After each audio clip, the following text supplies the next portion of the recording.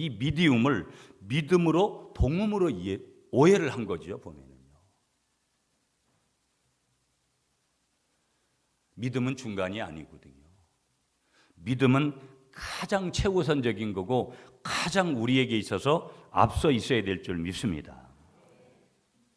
믿음에 대한 오해죠. 한 농부가 당나귀를 빌리기 위해서 친구 집을 찾아갔습니다. 여러분, 농부가 당나귀를 빌려달라고 하니까 이 친구는 고개를 절레절레 흔들면서 뭐라고 얘기했냐면 이렇게 얘기를 했어요. 친구, 되게 안 됐네. 벌써 다른 사람이 빌려가고 우리 집에 당나귀는 없다네. 그렇게 얘기를 했습니다.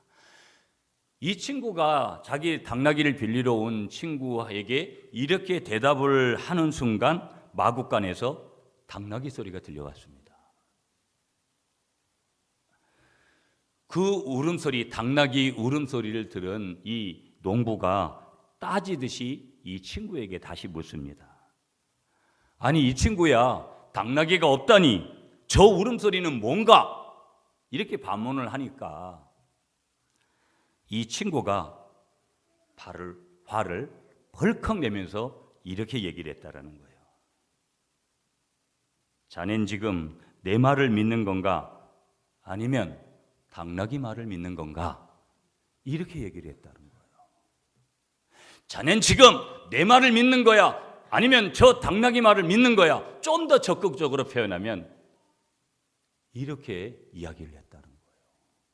여러분, 두 번째 유머 같지만 두 번째 이 대화를 통해서 우리가 한 가지 중요하게 얻어야 될 내용이 뭐냐면, 믿음이라는 것은 억지로 그렇게 강요돼 가지고 될 수 있는 것은 아니다. 내가 믿고 싶지만, 친구의 말을 믿고 싶지만 현상은 들려왔잖아요. 분명히 당나귀가 있는 거예요. 그렇기 때문에 여기서 친구 간의 믿음은 성립이 되지 않더라는 것이죠. 그러니까 한 친구는 분명히 잘못된 믿음을 보여주고 있는 거예요. 그렇기 때문에 이 믿음이 정상적으로 성립이 되지 않습니다. 하워링이 자꾸 생기는데 조금만 내려주세요, 소리를. 네. 서로 간의 믿음이 생겨지지가 않는 것이죠.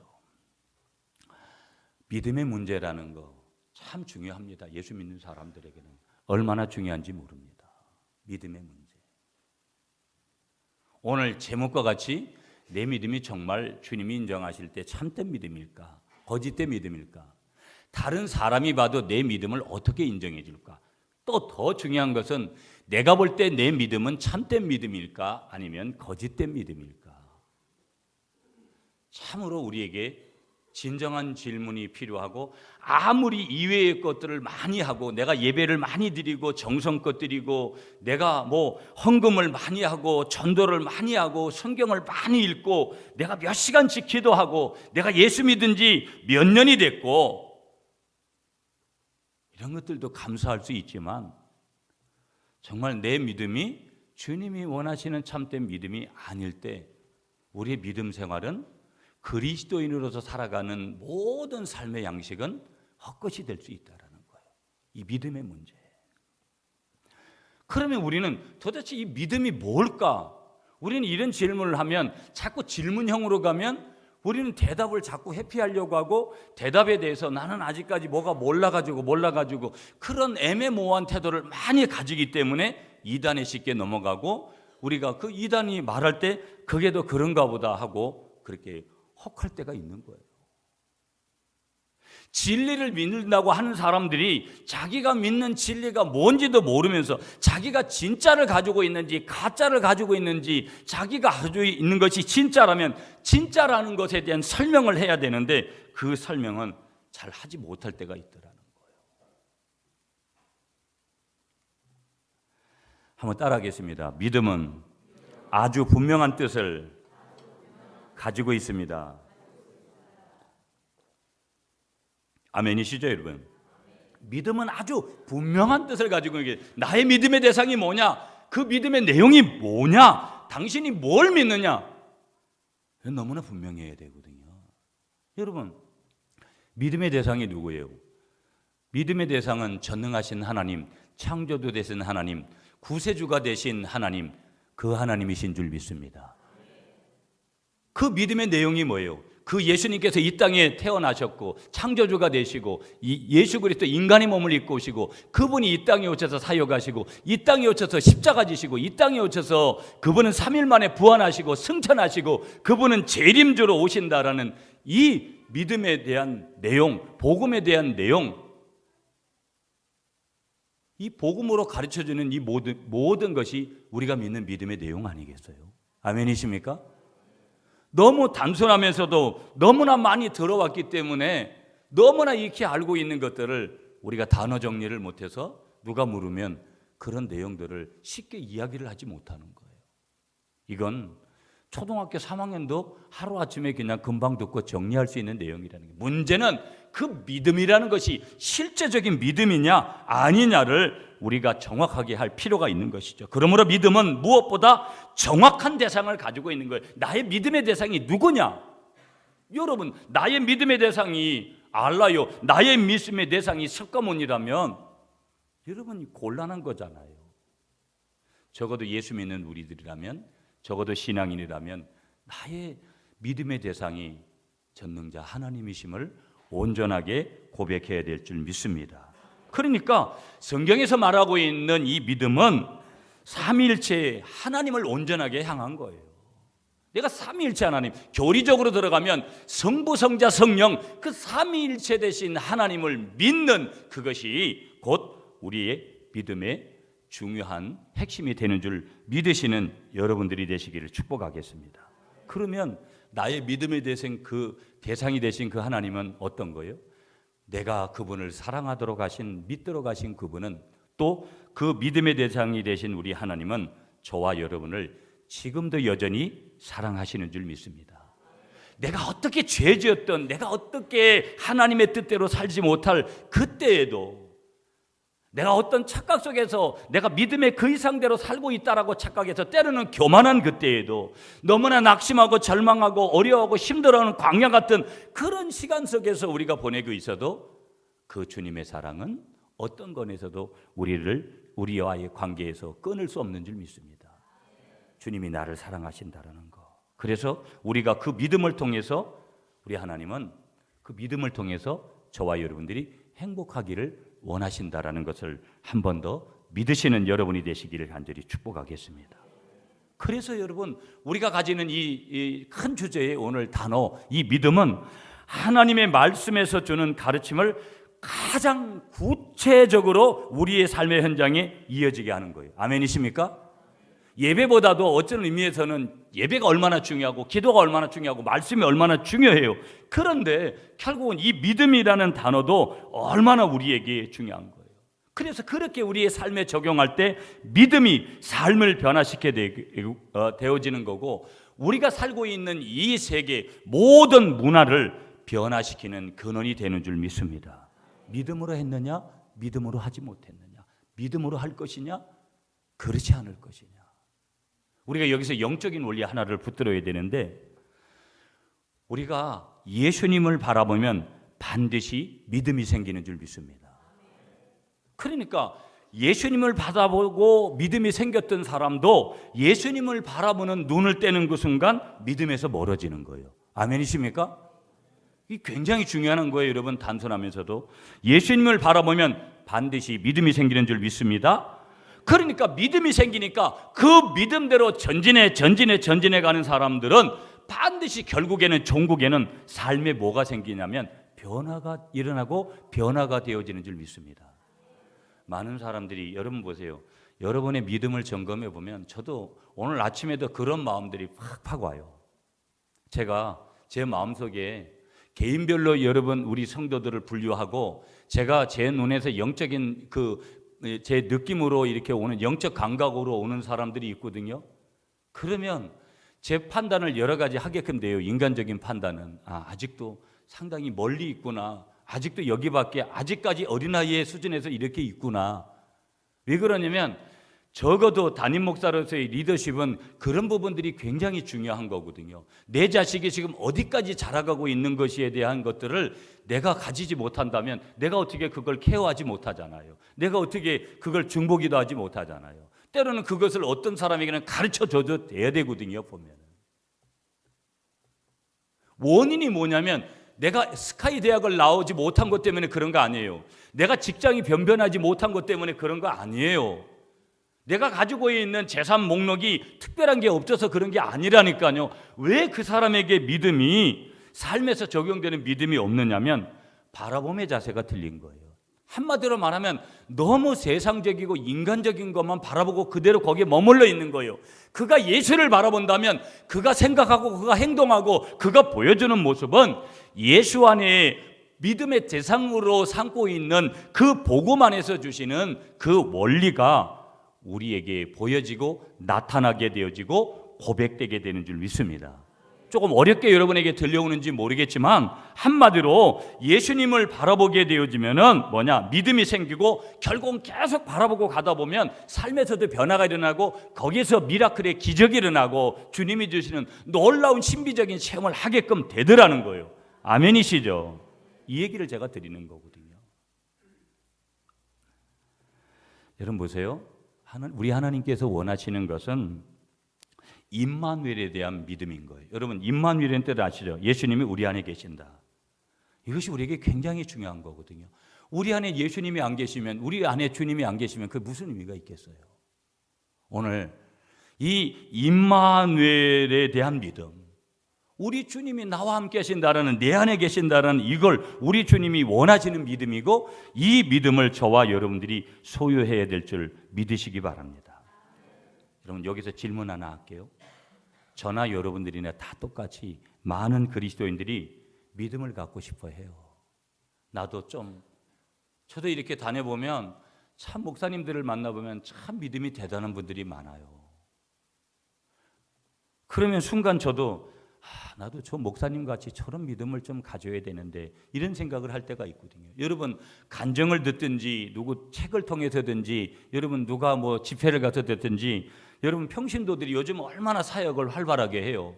그런 분들 만나면 나도 저분같이 저런 믿음 가지고 저렇게 내 사업도 좀 한번 펼쳐갔으면, 내 직장이나 우리 가정도 좀 그런 가정이 됐으면, 이런 생각이 확 오거든요. 그런 때 어떤 때는 절망도 와요. 좌절도 해요. 많은 사람들이, 많은 그리스도인들이 믿음을 갖고 싶어 해요. 여기 처음 예수를 믿으시는 분들도 계시잖아요.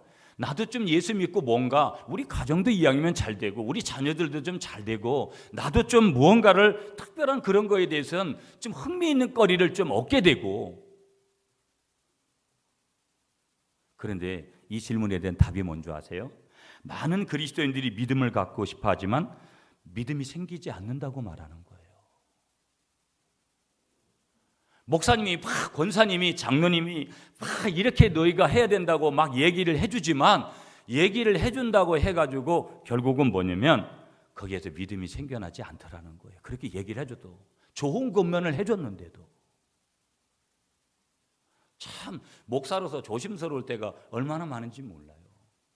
그렇게 제가 권면해준 말씀을 들었다고 해가지고 그분이 그렇게 수용하고 받아들이고 좋아하고 그러냐면, 그렇지 않던 일들이 훨씬 더 많아요. 더 부담스러워하고 더 혼란스러워하고 더 믿지 않는 거예요. 어떤 의미에서는.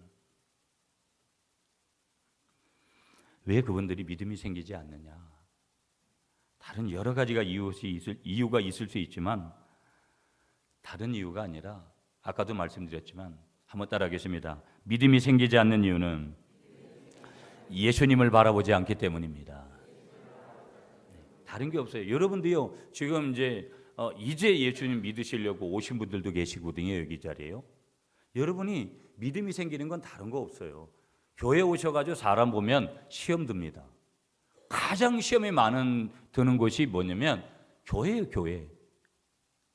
예수 믿는 사람들에 대한 기본적인 눈높이가 있습니다. 그러나 눈높이가 안 맞습니다. 교회에 와서 실제 보면. 그러니까 교회 오면 철저히 우리는 교회 안에서만 아니라 교회 밖에서든지 우리는 오직 예수님을 바라보아야 될 줄 믿습니다. 그러니까 많은 사람들이 목사도 예수님 안 바라보면 넘어지는 거예요. 맨날 여러분만 바라보세요. 여러분에게 선한 게 나오는 줄 아세요? 여러분이 목사를 바라보세요. 목사한테 무슨 선한 게 나올 것 같아요? 천만의 말씀이요. 저는 여러분보다도 못한, 인격적이지 아직 다듬어지지 못한 부분이 훨씬 더 많습니다. 저를 바라보는 것이 아니라 오늘 이 아침에도 저를 통해서 주시는 하나님의 말씀을 귀 기울여야 될 줄 믿습니다. 예수님을 바라보지 않기 때문에 믿음이 안 생기는 거예요. 예수님 바라보면 이게 영적인 원리예요, 여러분. 컴퓨터 단추만 누르면 부팅하면 컴퓨터가 켜지는 거예요. 컴퓨터 부팅도 안 하고 컴퓨터 켜지기를 하루 종일 기다려보세요. 컴퓨터가 켜지는가? 모든 삶에는 원리가 있는 거예요.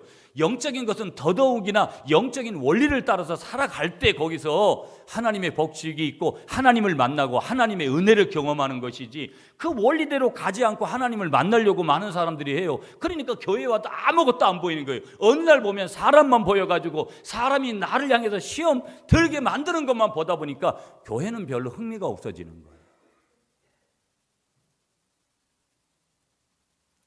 예수님을 바라보시는 여러분이 되시기를 축복합니다. 히브리서 12장 2절에 보시면은요, 믿음은 예수님을 바라볼 때 생긴다고 분명히 말씀하시는 거예요. 여러분, 히브리서 12장 2절을 나중에 가서 찾아보세요. 믿음의 주에 또 온전케 하시는 이인 예수를 바라보자, 그렇게 말씀하시는데요, 이걸 표준세 번역으로 한번 바꿔보면 믿음의 창시자요 완성자인 예수를 바라봅시다. 표준세 번역은 이렇게 번역을 해요. 그때 거기서 믿음도 생기고, 그때 거기서 병도 낫게 되는 거고, 그때 거기서 기적도 체험하는 거고, 그때 거기서 문제도 해결받는 거고, 그때 거기서 우리 자녀들에게 하나님께서 부으시는 놀라운 기적을 경험하는 거예요. 아멘이시죠, 여러분? 우리 마음속에 있는 작은 믿음은 작은 실상을 가져와요. 실상. 내가 작은 믿음 가지면 작은 실상이 내게 와요. 큰 믿음은 큰 실상을 가져오게 되는 줄 믿습니다. 그래서 여러분, 작은 실상을 가진 사람은요, 작게 이루어지고, 큰 실상을 가진 사람은 크게 이루어지는 줄 믿습니다. 그래서 뭐든지 입을 크게 열라는 거예요. 여러분, 여러분 지금 한 50명 가까운 인원이 여기 앉아 있거든요. 저는 지금 여기 100명 이상 교인이 앉아 있다고 생각하고 저는 설교를 합니다. 저 뒤에까지도 우리 교인들이 지금 있다고 저는 생각을 하고, 왜 저렇게 목사님이 살살 얘기해도 되는데, 저는 원래 하나님이 살살 얘기하게도 안 되죠. 보면은 지난번에 우리 황금동에서 오신 목사님은 또 조근조근하게 하시잖아요. 우리는 그렇게 하라 그래도 못해요. 그런데 저는 지금도 여기만 이렇게 있는 교인들을 보고 설교를 하는 게 아니라 앞으로 저에게 붙이실, 이 교회에 붙이실 교인들도 바라보면서 설교를 하고 있다라는 거예요. 아멘이십니까? 왜? 저도 입을 크게 벌려야 되잖아요. 그러니까 여러분이 크게 믿음을 가지고 반응하면 그 실상이 큰 거예요. 작게 그저 나 같은 게 뭐가 되겠느냐, 그러면 그거밖에 안 되는 거라고요. 여러분의 믿음을 크게 여시기 바랍니다.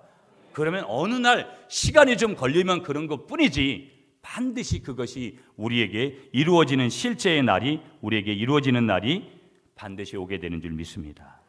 여러분, 성경은 내 믿음대로 될지어다, 그렇게 말씀하신 줄 믿습니다.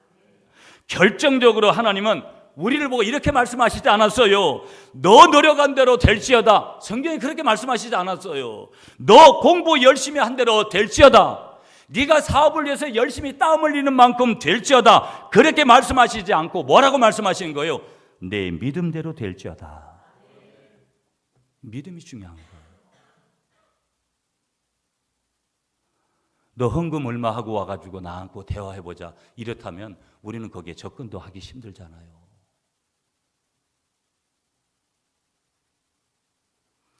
그러니까 믿음이 얼마나 우리의 운명을 좌우하는 큰 요소인지를 알 수가 있는 것이죠. 믿음이야말로 우리 실상의 청사진이다. 진정 믿고 구하고 믿음의 손을 뻗으면 지금도 미라클, 기적이 우리의 삶에 일어나는 줄 믿으시는 여러분이 되시길 축복합니다. 여러분, 책 한 권 가져왔는데요, 닉 부이치치의 허그라는 책이에요. 이 닉 부이치치가 한국에도 여러 번 왔었는데요, 간증하라. 이분은 태어날 때부터 두 팔이 없고 두 다리가 없습니다. 온몸에 붙어 있는 거라고는 여기 다리 한짝, 여기 이 기형 완전 장애 얻은 요거 하나밖에 없습니다.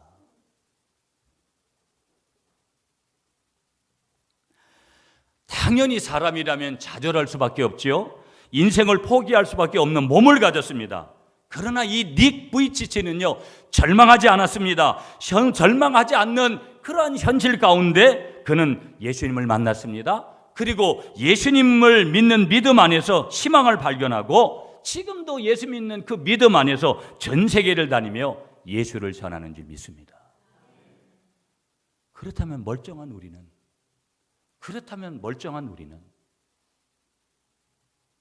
우리는 그저 자학하고 교만하고 자존심 낮고 미워하고 수많은 단어들, 하나님 안에서 담지 않아야 될 단어들을 담으면서 멀쩡하게 생긴 사람들이 멀쩡한 짓을 하지 못하고 장애우 같은 행동을 할 때가 얼마나 많은지 몰라요. 정작 장애우인 이 닉 부이치치는 예수 그리스도를 믿는 믿음 안에서 모든 것들을 갖다가 해결하고 나아가는데 어디에서 모든 것들이 결정이 나는 거예요? 믿음에서 결정이 나는 줄 믿습니다. 아멘이시죠? 그런데 핵심 한 가지가 뭐냐면 이 믿음이라는 것은 인간이 결단하고 노력해서 믿음을 가지는 것이 아니라는 거예요. 그러면 이 믿음이 어떻게 오느냐? 로마서 10장 17절 말씀에 바울 선생님이 전해주시는 하나님의 말씀을 통해서 보게 되어지면 이 믿음은 어떻게 오느냐? 굉장히 중요한 거예요, 여러분. 오늘 이 믿음이 어떻게 오느냐? 한번 따라하겠습니다. 사도가 선포하는 말씀을 들음으로 인간에게 믿음이 오는 것입니다. 믿음이 어떻게 온다고요? 사도가 선포하는 하나님의 말씀을 내가 들음으로 내게 뭐가 온다고요? 믿음이 온다라는 거예요. 여러분 왜 주일 성수가 중요하고 여러분이 왜 공적 예배에 많이 와야 되고 믿음의 사람들과 교제를 해야 되는지를 말씀하는 거예요. 한마디로 말하면 오늘 이 목회자를 통해서 주시는 말씀을 들을 때 뭐가 생긴다라는 거예요? 오늘 하나님을 향한 믿음이 생겨나는 줄 믿습니다. 이걸 안 믿으면 아무 일도 안 일어나는 거예요, 여러분. 하나님이 다른 방법을 말씀하시지 않고 하나님이 직접 오셔서 말씀 주실 수도 있어요. 그러나 하나님이 때로는 이 설교를 통해서 이 인간이 부족하고 연약한 목회자를 통해서 그의 입술에 들려오는 이 말씀을 들을 때에 믿음이 나에게서 생겨나는 줄 믿습니다. 그 주일날 얼마나 중요한지 몰라요. 예수 믿는 사람들에게는요 6일은 땀을 흘리고 7일은 반드시 주일 성수하는 게 이게 얼마나 중요한지 모른다라는 거예요.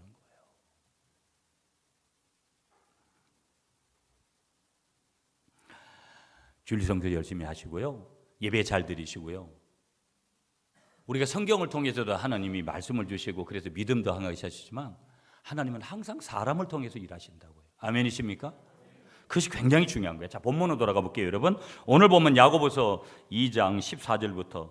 여러분, 오늘 이 저자가 야고보예요. 근데 야고보는요, 오늘 2장 전체를 통해서 뭐를 말씀하려 하냐면 진리라는 것을 너희가 받았다면 그 진리를 실천하는 삶이 얼마나 중요한 것이냐, 그걸 지금 설명하고 있는 거예요. 그런데 여기에 부합되는 가장 핵심적인 구절이 26절이에요. 오늘 마지막 절이죠. 여러분 2장 26절을 한번 읽어주시기 바랍니다. 시작.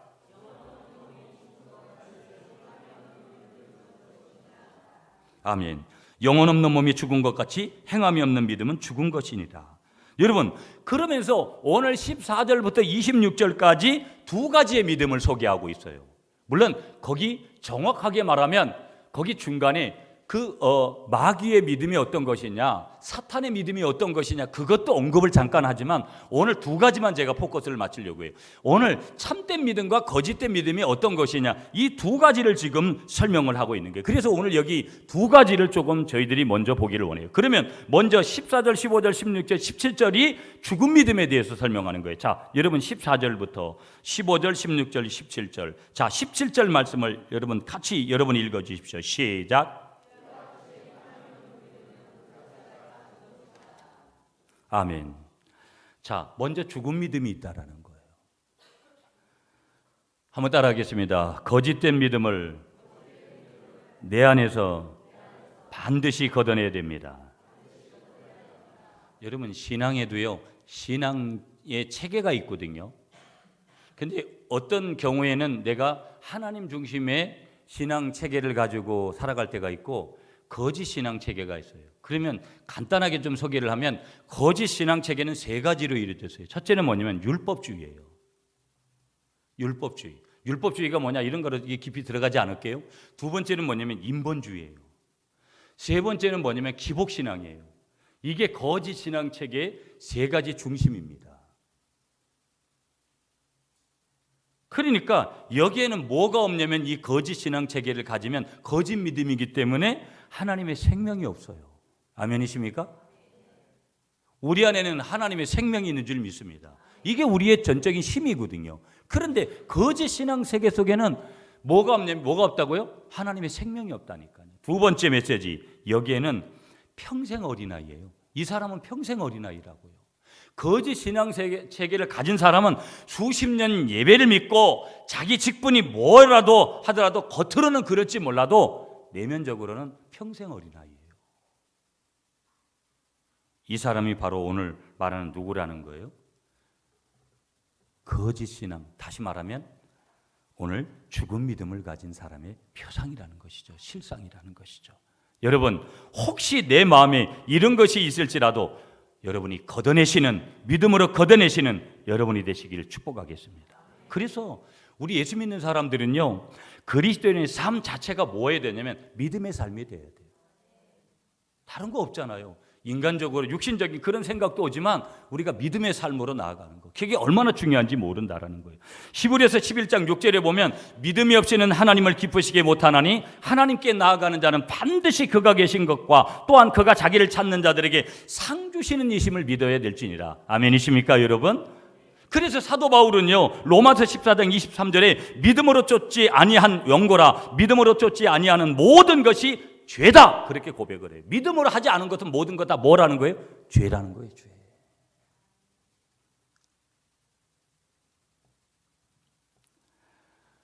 그리스도인의 생활에서 믿음이 얼마나 중요한 것이냐, 그걸 우리에게 깨우쳐 주는 것이죠.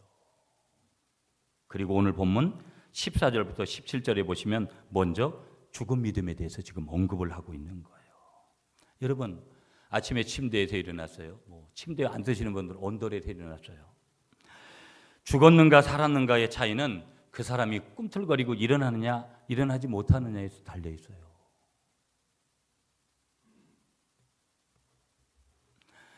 여러분, 동장군이 아직도 3월인데도 얼마나 춥습니까? 그렇지만 동장군이 물러나고 3월이 오면 봄에 새싹이, 그렇게 앙상했던 가지에 새싹이 반드시, 그 나무가 살아있다면 거기에서 새싹이 돋아나는 거예요. 여러분, 포항을 가든 어디를 가든 생선을 한번 보세요. 살아있는 생선과 죽은 생선, 이 생선을 우리가 맛볼 때도 틀리지만 그 살아있는 생선과 죽은 생선은 그 생선을 그냥 있는 그대로 모습을 보아도 자세가 틀려요. 살아있는 것은 얼마나 퍼덕퍼덕거리고 그렇게 움직여요. 살아있는 건 움직이는 거예요. 움직임이 있는 거예요. 15절을 우리 한번 읽겠습니다. 여러분, 15절 말씀 시작.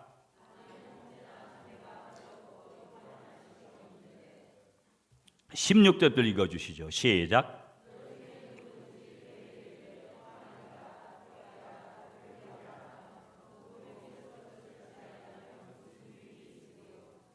아멘.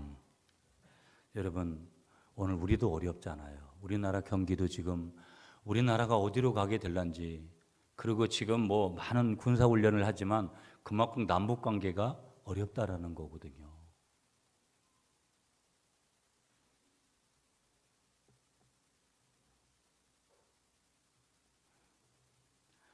이번에 바둑관계 때문에 보시는 거 심각한 거거든요, 여러분.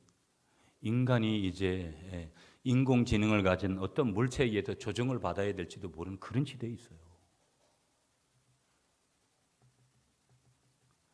어떤 분들은 불과 2100년이 되면 거의 절반 정도의 인구가, 끔찍한 얘기를 신문에서도 그렇게 내더라고요. 그런가 하면 우리 주위에는 여러분 얼마나 지금도 어려운 이웃들이 많은지 몰라요. 여러분, 우리 교회가 위치하고 있는 행정구역상 이문동은 우리 구미지역에서도 굉장히 어려운 사람들이 많이 예전부터 살았던 사곡동, 상모동도 마찬가지지만 지금도 여전히 그런 뿌리들이 많이 있어요. 그러니까 오늘 말씀은 우리의 많은 주위에 도움을 필요로 하는 그런 이웃들이 있는데 성령님께서 감동을 주셨음에도 불구하고 그 사람들을 돕는 것을 거절한다면 이런 믿음이 죽은 믿음이라는 거예요. 이런 믿음이 죽은 것이다. 오늘 야고보 기자는요, 이 점을 지금 행함을 강조하잖아요. 행동을 강조하잖아요. 다시 말하면 구원받은 사람으로서 우리의 도움을 필요로 하는 사람을 돌보지 않는다면 성령님의 감화를 거절하고 있다는 사실이라는 거예요. 하나님의 뜻에, 하나님의 목적에, 하나님의 의도를 지금 거절하고 있다는 거예요. 거기다가 더 중요한 것, 여기서 형제나 자매는 특별히 그리스도 안에 있는 형제, 자매에 대한 책임을 먼저 말하는 거예요. 다시 말하면 우리 그리스도인들로서 먼저 같은 형제인, 자매인 그리스도인에게 깊은 애정과 관심을 갖지 않는다면 하나님을 향한 우리의 믿음의 진리를 다시 점검할 필요가 있는 것이다. 그러니까 여러분 저희 교회도 대외적인 것들에 대해서 신경을 쓰자고 하지만 가장 중요한 것은 먼저의 출발은 어디라는 거예요? 우리 안에 있는 가족들이 먼저 중요하더라는 거예요.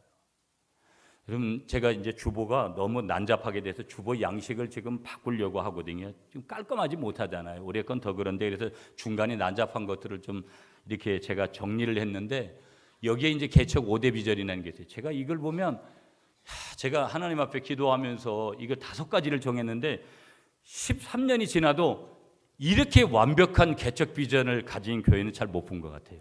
자화자찬인가요? 제가 지금 와서도 진짜로 5가지를 어떻게 이렇게 핵심적으로 정했나 너무 깜짝 놀랄 정도로 5가지를 이렇게 정하게 된 것 같아요. 너무 감동스럽더라고요. 너무 감사하다. 핵심적인 5가지가 딱 들어가서 인간적으로 그냥 껴 맞추려고 한 것이 아닌데 그런데 거기에서 몇 가지 이제 하려고 하는 그 핵심적인 것을 잡으면서 잘 해나가는 것도 있어요. 그 중에 한 가지를 조금 더 아쉬운 부분이 뭐냐면 지역사회를 섬기는 교회가 되겠다. 근데 사실은 우리가 초창기 상가 시절이나 이런 때도 여러분 늘 목욕 봉사하고 이런 것들을 많이 했거든요. 그래서 막 교인들이 아직까지 숙달이 안 돼가지고 막 입이 좀 나오고 그런 경우들도 있었어요. 보면 사실은 남의 목욕 봉사하고 이런 것들이 참 어렵잖아요. 보면은 봉사가 쉬운 게 아니거든요. 여하튼 5가지의 핵심을 명확하게 잘 집었다. 근데 그것을 우리가 실천을 해야 되는 것이 얼마나 중요한지 몰라요. 우리 교회가 순천향병원을 섬기고 이렇게 할 수 있다는 것은 정말 특별한 거예요. 제가 이렇게 뒤돌아봐도 때로는 그 섬기는 것이 어렵기도 하고 때로는 그런 부분도 있지만 얼마나 그 귀한 것인지 몰라요. 그 은혜죠. 그러나 한 가지 또 우리는 그분들을 통해서 그분들을 복음화시키고 그분들과 함께 우리가 봉사할 수 있는 도구로 삼는 거. 여러분 우리가 외국에 가서 동남아의 어려운 그런 나라들 가면 의료적인 조건이 얼마나 봉사하는 데 있어서 가장 강력한 힘인지 몰라요. 제가 여러 번 말씀드렸죠. 저는 제가 꿈이 뭐냐면 미자립교회 300교회를 돕는 게 제 꿈이에요. 제 목회 때. 제가 이번에도 노예 2교회를 안에 이제 배정을 받아서 그렇게 해서 왜 시작을 했냐면 우리 교회는 여러 교회 돕습니다. 그런데 왜 노예 쪽에 왜 그렇게 했냐면 노예 자랑하고 싶어가지고 그런 출발을 하려고 하는 것이 아니라 진짜 제가 꿈꾸는 것들을 갖다 우리 교회가 꿈꾸는 것들을 이제 실천해 가야 되겠다. 제 목회 때까지 300교회 못 도울 수도 있습니다. 지금 같아서는 그렇게 할 수 없다고 생각을 해요. 인간적인 생각에서는. 그러나 300교회 도우는 날까지 제가 끝까지 달려갈 거고 제가 못하면 그 다음에 목회자가 하겠죠. 아멘이십니까? 여러분들도 여러 가지 여러분들 마음속에 있는 남들을 좀 섬기고 다른 사람을 봉사하고 하고자 하는 그런 마음들이 있잖아요. 어제도 우리 셀리더들 모임하면서 그런 봉사하는 어떤 얘기들이 나와서 참 사뭇 감사하더라고요. 이런 식구들이 우리 교회 안에 있고 이런 얘기들을 나눌 수 있다는 것이 얼마나 감사한지 모르겠더라고요. 여러분, 우리가 우리의 믿음의 봉사는 첫째로 먼저 어디서 나타나야 된다고요? 교회 안에서 다른 형제 자매들을 섬기는 것으로 나타나야 될 줄 믿습니다. 여러분, 교회 오는 순간 여러분이 섬김을 받으려고 오지 마세요. 섬기려고 오시는 여러분이 되시기를 한 번 더 축복드리겠습니다. 아멘이십니까? 아멘이십니까? 그러므로 오늘 이 26절이 중요하다고 얘기했습니다. 여러분에게 질문해야 됩니다. 여러분의 믿음은 지금 살아있는 믿음이냐 아니면 죽은 믿음이냐. 굉장히 중요한 질문이에요. 자, 그러면서 한 가지만 더 간략하게 보면서 마칠게요. 21절부터 25절까지 여러분 25절을 읽어주시기 바랍니다. 시작.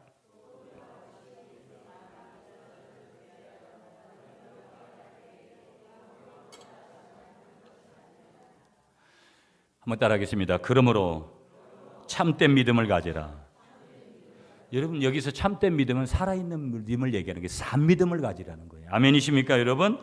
참 믿음이라는 거 뭐라 그랬어요? 아까도 설명했어요. 움직이는 믿음이 참 믿음인 줄 믿습니다. 우리를 구원하는 믿음이 참 믿음인 줄 믿습니다. 그래서 오늘 여기 20절부터 26절까지는요 행함이 없는 믿음과 행함이 있는 참된 믿음의 예로 두 사람을 지금 얘기하고 있습니다. 그 한 사람이 누구냐? 아브라함이고요. 그 한 사람이 누구냐? 기생 라합을 여기서 설명합니다. 21절을 여러분이 한번 읽어주시기 바랍니다. 시작.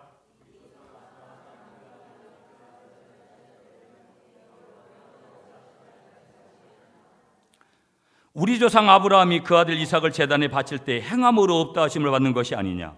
여러분 여기 논쟁거리가 하나 나와요. 행함으로 의롭다 하심을 받는 것이 아니냐. 이 문제를 거론하면 우리는 믿음으로 의롭다 하심을 받는다고 했잖아요. 그러면 로마서나 갈라디아서는 결의서인데 로마서와 갈라디아서와 야고보서가 지금 충돌하는 사건이 벌어져요. 그러면 똑같은 하나님의 말씀이고 성경인데 그러면 뭐 하나는 잘못되고 뭐 하나는 잘된 거라면 성경은 하나님의 말씀이 아니고 성경은 오류가 있는 것이 돼버리는 거예요. 이게 엄청난 충돌이거든요. 이 문제를 풀어야 되는 것이죠. 보면은요. 창세기 15장에 가보면 하나님이 아브라함에게 믿음으로 의롭다함을 받은 사실이 온전하게 거기서 드러났습니다. 그런데 이 창세기 15장에 나타난 이 아브라함의 믿음이 바로 창세기 22장에 와서 자기 아들 이삭을 바치는 그 때를 통해서 뭐가 나타나게 되어지냐면 아브라함의 진정한 믿음이 행함을 통해서 완성되어진 줄 믿습니다. 이 얘기를 하고 있는 거예요. 그러니까 오늘 로마서나 갈라디아서나 야고보서는 상호 보완적인 관계지 상호 적대적인 관계에서 만나는 관계가 아니라는 거예요. 말씀을 말씀되게, 말씀을 더욱더 능력되게, 말씀을 더욱더 은혜롭게, 말씀이 우리의 삶에 실제적으로 그렇게 보여지도록. 그래서 이때의 믿음은 다시 말하면 창세기 15장에서 믿음으로 의롭게 되어졌는데 그 믿음이 창세기 22장에 100세의 이삭을 바치라는, 그래서 이삭을 바치는 사건을 통해서 이 아브라함에게 가졌던 믿음이 그 행함을 통해서 더 온전하게 된 줄 믿습니다. 그러니까 우리가 왜 믿음으로 의롭게 되어지는데 우리의 행동이 왜 중요하냐? 왜 이웃들을 사랑하고 교회 안에 있는 식구들을 사랑하고 교회 밖의 식구들을 사랑해야 되느냐? 이유가 뭐라는 거예요? 우리의 믿음이 더 온전하게 되는 줄 믿습니다. 더 온전하게 되어진다는 것은 더 하나님의 방법대로 행하게 되어지는 줄 믿습니다. 아멘이시죠? 그러면서 그 다음에 25절에서 또 한 사람을 얘기하는 거예요. 그 여자가 누구예요? 라합입니다. 라합. 이 부분은 설명하지 않을게요, 여러분. 다 믿음에, 그 다음에 그 믿음 플러스 뭐가 행해지는 거예요? 행위가 중요하다, 행동이 중요하다라는 것을 말씀하고 있기 때문에 오늘 제가 다윗 얘기를 하면서 결론에 이르려고 합니다. 여러분, 그 행동하는 믿음을 성경에서 한 인물을 찾으려면 다윗인 거예요. 사도행전 13장에 가시면 여러분 다윗을 뭐라고 표현하냐면 하나님 마음에 합한 사람이다. 여러분 보세요. 아브라함도 모세도 요셉도 그처럼 이런 멋진 별명을 하나님 앞에 갖지 못했어요. 바울은 사도라는 소리는 들었습니다. 요한은 사랑의 제자라는 평가를 얻었지만 하나님께 내 마음에 맞는 사람이라고 그렇게 인정받지는 못했어요. 그럼 우리는 여기서 질문 하나를 해야 돼요. 하나님께서 대체 뭘 보고 이 다윗을 그렇게 사랑하셨을까? 여러분, 맥스 루카이도라는 미국의 복음주의 목사님이 쓰신 책 한 권이 있습니다. 믿음 연습이라는 책이 있는데요. 믿음 연습이라는 책에서 맥스 루카이도 목사님이 이 다윗의 믿음을 이렇게 표현했어요. 그냥 책 내용대로 좀 소개할게요. 삐쩍 마르고 왜소한 다윗과 거대한 몸집의 짐승처럼 사나운 골리앗, 이 둘을 비교하면서 이렇게 표현한 거예요. 이쑤시개와, 제가 새벽에도 간단 언급을 했는데, 이쑤시개와 특급 태풍이 맞선 꼴이다. 여러분, 이쑤시개 하나가 특급 태풍이 날아오면 그거 어디로 날아갔는지조차도 없어요. 이걸 또 다른 비유를 했는데 이렇게 비유했어요. 삽을 들고 포크레인과 한판 승부를 벌이겠다는 것이다. 뭐가? 다윗이 지금 골리앗 앞에서 하는 행동이 그런 거라는 거예요. 이 믿음이 인간적으로 보면 이런 믿음의 모습이었다라는 거예요. 다윗이 상대를 때려눕힐 확률이 얼마나 될 것 같아요? 인간적으로는 제로도 아니에요. 마이너스. 그럼에도 불구하고 이 믿음이 하나님께 인정을 받고 이쑤시개 같은 이 다윗이 특급 폭풍 골리앗을 이기는 은혜를 누리게 된 줄 믿습니다. 이 믿음이 어떤 믿음이라는 거예요? 참된 믿음이라는 거예요. 여러분, 저는 전국을 돌아다니면서 한국교회는 인간적으로는 희망이 없어요. 저는 그렇게 봅니다. 이미 무너질 대로 무너졌어요, 교회가. 그러나 믿음의 안경을 가지고 보면 그 한국교회는 하나님이 책임지실 줄 믿습니다. 그래서 가능성이 있는 거예요. 저도 인간적으로 우리 교회를 판단하라고 하면 어려운 게 많아요. 믿음의 눈을 열면 주님께서 하게 되는 줄 믿습니다. 아멘이시죠? 그래서 맥스 루케이더 목사님이 믿음 염색이라는 책을 통해서 믿음의 5단계를 소개합니다. 따라하세요, 여러분. 첫째, 믿음은 그럼에도 불구하고 맞서는 것이다. 믿음은 벼랑 끝에서도 노래하는 것이다. 믿음은 사람 대신 말씀을 쫓는 것이다. 믿음은 삶의 수준을 높이는 것이다. 믿음은 하나님의 성공을 낳는다. 아멘이십니까? 여러분, 신학교의 교연 중에 이런 게 있어요. 신학교 1학년 때의 믿음은 금믿음, 신학교 2학년 때의 믿음은 은믿음, 신학교 3학년 때의 믿음은 동믿음, 신학교 4학년이 되면 돌믿음이 돼가지고 졸업을 한다는 거예요. 오늘 나는 참된 믿음인가, 거짓된 믿음인가? 이 세상에 여러분 가장 무서운 교회가 어떤 교회일까요? 교인 많이는 모이는 교회가 무섭습니까? 건물 대빵만하게 저는 교회가 무섭습니까? 이 교회의 가장 무서운 교회는 믿음과 행위가 동반된 교회인 줄 믿습니다. 기도하겠습니다.